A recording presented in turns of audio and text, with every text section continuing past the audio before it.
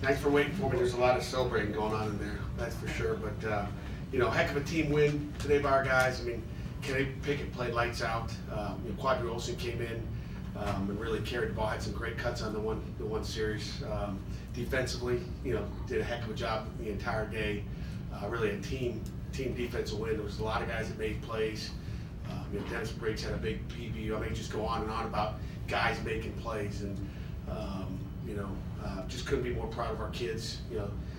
For the older guys, for the seniors, is one to remember for a long time. Talked before the game about it happened in West Virginia. We know it all happened. You guys asked if I was going to mention it. Of course, happened in Clemson last year, and I said it's about time it happens in Pittsburgh. And that's for all the Panther Nation out there. I wish more of them would have been here on a holiday weekend, but we understand for sure. And for our younger guys, it's just a point that when you believe and you have faith, which is what we talked about on Monday, that anything can happen. And I want to mention, Devin Edwards wasn't able to be here today for Senior Day, but he texted me last night. Thanks for the message, Coach. Thanks for the message and the thoughts, Coach Dews. I would give anything to be there with my team tonight and be able to play my heart out in the last game tomorrow. Sometimes it's just how life goes, but without a doubt, our team has what it takes to get the W tomorrow. I'll FaceTime you after the win, and we had him in there. But the senior, that's what type of football team, what kind of love we have. And when you got that pieced together with great football players, great things happen. So it was a win that we needed. It's something that we can grow with after the season and through the off season. And I just couldn't be happier for our kids. They made a ton of plays out there today. Saw that you mentioned those two upset. You kind of made those callbacks at halftime too during your interview. Did you know about the callbacks to West Virginia and Clemson? I saw that you mentioned that in your halftime interview. Did you already know at that point that you guys were going to be able to finish this one off? I felt pretty good. I mean, I wouldn't have said that if I didn't feel pretty good. I guess I believed, right? And I believe every week. I just had faith in our guys. I saw how determined they were. I saw how they practiced this week. And when you're winning and you're 9-1 or 10-0, it's easy to coach, and it's probably the best job of coaching our guys did in that locker room. Hat goes off to them just as far as sticking with it. The kids continue to believe, and sometimes you can lose your guys. But our coaching staff did a heck of a job. Our players trusted and believed, and that's coaching. It's hard when you got 4 wins going in against the number 2 team in the country. But our guys believed, and that kind of tells you what we have in that locker room. You've seen your defense all season. It seems to make progress week to week. Was this game kind of all of it coming together? I mean, pretty much all 3 levels? I think so. You had one senior out there, Vontae, but little by little, our guys just had confidence, and I think little by little they've gotten better. Really on both sides of the ball. But it's a team win, and we'll look at the tape and find out what was good, what was bad. I'm sure there's some plays that we're gonna want to knock yourself in the head about. But our kids played football. What all goes into that decision to call that? Jerry, my man. Charlie Partridge said the other day that in 2007 he could feel something happening during the week. Could you feel anything happening during this past week? No, I didn't feel anything. I mean, maybe Charlie felt something. Maybe it's a good interview, I guess. I don't know. I didn't feel anything. I believe from the beginning that I don't feel any different this week than I usually feel. My wife, thank you, Donna. She keeps me straight. We didn't have a Thanksgiving. We're going to celebrate Thanksgiving tomorrow, and I didn't feel any different. She can probably maybe tell you if I felt different. Probably not. Could you feel the team feeling any different? Did the team? I think they believed, but I didn't notice anything crazy. There was no difference that I saw. I just think they believed, and we continue to pound it in their head.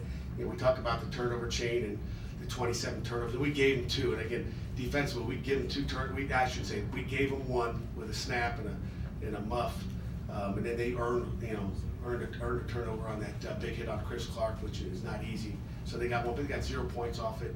Our defense went out there, went 3 and out on both those sudden change situations. But what all goes in that decision to run the bootleg on 4th and 6? Sean Watson made a great call. Kenny Pickett made a great call. We didn't tell the O-line. That goes into the decision. Don't tell those guys. Otherwise, they'll be turning around looking to see if he's okay. It's the blocking right there. So it's called a sucker play, and I wish we had called it last week. Okay, but we had the sucker in this week. I think we had it on the game plan last week. But a heck of a call by Sean Watson and the offensive staff, and we were watching the backside. They were running. They're fast, and they run really fast. They ran really fast over here, and we ran it over there. Pat, the running game all year has been some weeks where it was good. There's been sometimes when you really needed to come through and you didn't. Did you think that drive in particular, they really showed what what they were capable of? No doubt about it. You know, we still struggle to run it against a heck of a front. I mean, the last 2 weeks, you know, as good a D-line as you're going to face. And we still, I think they had 45 yards, we had 152. We maybe had, whatever, 75, 80 yards going into that final drive. But, you know, we talked about just knocking them out with a drive and eat the clock up and tick-tock, and our kids were able to do that. You mentioned Kenny playing lights out. Do you think he's had that in him all season? You know what? We played him against North Carolina State game. You saw some things that we needed to clean up. We had a couple weeks to clean it up, and Ben did a heck of a job getting it done for those 2 wins. And then when we really needed to throw it, I mean, you see some of the passes. I mean, we really shot ourselves early. I mean, we could have knocked him out early in the game, but we had drop passes where he's put it where he needs to be, and we didn't execute early as well as we did late with catching the football. So and at the end of the game, we didn't have our big time receiver Chester Wee in the game. Just a little tiny maybe Achilles. Just didn't feel right, so he'll be fine. Jimmy, I can give you, he's done, I guess, right? So I can give you a little update there, but he was even the one that onside kick was supposed to go to, and Jordan didn't do such a good job in Chester Wee. That's what he's done all the time. That was his spot. So it was, we missed him at the end too. How much does it mean to you to see a freshman like Kenny Pickett play the way he did in such a big game, and also how much does it mean to the program? A lot of people feel like you found a quarterback today. Kenny's a good football player. He's still young. He's got a long way to go still, but it means a lot to the program. It means I think the players have faith. He's getting the ball to the receivers. He's something to work with for the future. I think he's got 3 more years.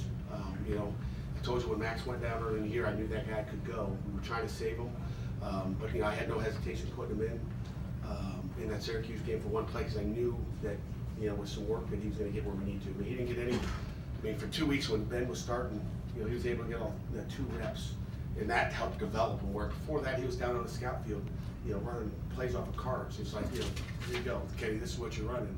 And so we needed a little bit more time with him. It had been a few weeks before he had taken any snaps. You mentioned the 3 and outs after the 2 turnovers. What about third down performance in general for your defense, making plays? So Elijah Zeiss, I think 3 different times made plays. Yeah, I mean, there were some big plays, across the board, whether it was the 4 sacks that we got, PBUs. I mean, Shane Roy gets some PBUs. I don't care what down it is, all downs are important. But our guys did a heck of a job on third down. We called our nickel package out there, and they responded all day long, and it was impressive. What's the significance of a win like this, Pat, for the program and even just for a fairly young team like your own? No, Craig, it's I think we kind of already answered that question. It's significant. I mean, it's a big time win in Pittsburgh, maybe one of the biggest wins you had in the city of Pittsburgh for Pitt football, and it gives belief for our kids that we can do it any time. And there's some ones we missed on it. Those kids deserve it. They've worked hard, and sometimes you miss, but it's significant. How fitting was it for Avante, after all the struggles at the corner position last year, to come and make the big sack to kind of seal the win for you? Yeah, we blitzed him on that. It was huge. He was talking about outside the locker room wall. We have some players up there. The player of the game that wins at home, and he was looking last night at dinner and saying, "Coach, I haven't got on the wall yet." And I said, "Well, get on the wall today." So the player of the game, or the big play in the game, I would say he's getting on the wall. So if Chris LaSalle, you're listening out there, get the picture ready and put it up. That was a big time win and big time sack. Anything final for Coach?